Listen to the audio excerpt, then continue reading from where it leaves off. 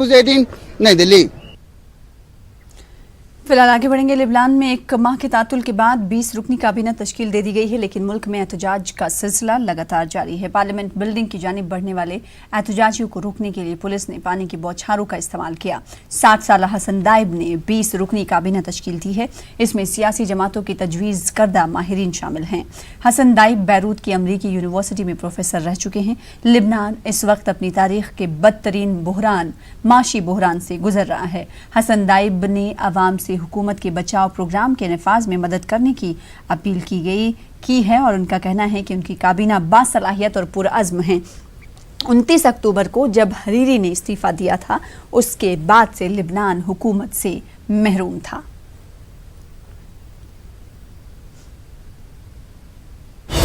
और इस बीच बड़ी खबर आ रही है, सुप्रीम कोर्ट में सीए पर समाअत जारी है। इस बीच सीजेआई ने मामला आईनी बेंच को सौंपने का इशारा दिया है। इस वक्त की बड़ी खबर आपको दे रहे हैं। कपिल सिब्बल ने सीए यानी सिटीजनशिप अमेंडमेंट एक्ट को 2 महीने तक टालने की अपील की, जिस पर अटॉर्नी जनरल ने भी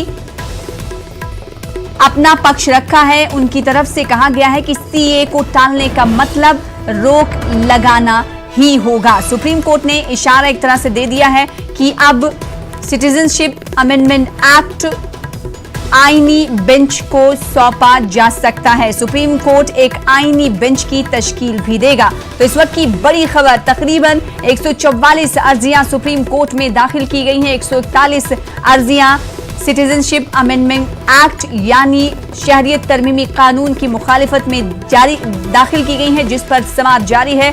इस समाअत में सीजेआई ने मामले को आईनी बेंच को सौंपने पर इशारा दिया है। इस वक्त की बड़ी खबर, कपिल सिब्बल ने सीए को 2 महीने तक टालने की अदालत में आज अपील की, जिस पर अटॉर्नी जनरल का भी बयान सामने आया है। सीए को टालने का मतलब रोक लगाना ही होगा। वहीं सुप्रीम कोर्ट ने इशारा दिया है आज की समाअत में कि इस पूरे मामले को यानी शहरियत तरमीमी कानून को आईनी बेंच को सौंपा जा सकता है। सुप्रीम कोर्ट एक आईनी बेंच की भी तश्कील करेगा। तो इस वक्त की बड़ी खबर, पूरे मुल्क में एहतजाजी मुजाहरों के दरमियान आज हो रही सुप्रीम कोर्ट में समाअत में सीजेआई ने इस पूरे मामले को आईनी बेंच को सौंपने का इशारा दे दिया है। अब देखना यह होगा, जब समाअत मुकम्मल हो जाती है तो अदालत की तरफ से बाज़ाब्ता तौर पर शहरियत तरमीमी कानून को लेकर क्या कुछ हिदायत दी जाती है, क्या फैसला लिया जाता है। कानून को लेकर देश भर में विरोध हो रहा है। खास तौर से जो बड़ी आवाज उठी है वो नॉर्थ ईस्ट से उठी है। हमारे साथ त्रिपुरा के महाराजा मौजूद हैं। सर, आपने याचिका लगाई है, क्या उम्मीद कर रहे हैं और क्या आप सोचते हैं इस बारे में? देखिए, जब हम सुप्रीम कोर्ट आते हैं उसको न्यायालय कहा जाता है। अगर न्याय मिलेगा तो न्यायालय है, अगर नहीं हुआ तो अन्यायालय है। अब देखते हैं क्या होता है। लेकिन नॉर्थ ईस्ट का जो प्रॉब्लम है वो पूरे देश से थोड़ा अलग है। हम नॉर्थ ईस्ट में हमने पहले से बहुत लोगों को रखा है जो शरणार्थी थे, और आज अगर हमें फिर से दोबारा कहा गया कि आप फिर से रखिए तो ये हमारे ऊपर अन्याय होगा। हमने पहले से कहा है कि अगर आप रखना चाहते हैं, हमने अपना जिम्मेवारी हमने पहले से निभाया है, आप इनको इक्वल अमाउंट्स में पूरे देश में डिस्ट्रीब्यूट कर दीजिए। एक राज्य को इतना बोझ उठाने का ये दरकार नहीं है। आप देखेंगे कि त्रिपुरा में आज हम 30% हो गए हैं जो ओरिजिनल लोग हैं, और 70% एक वो लोग हैं जो एक समय बांग्लादेश के थे। ये हमारे ऊपर अन्याय है, और आपने हमें इस बार भी नहीं सीए से एग्जेम्प्ट किया है।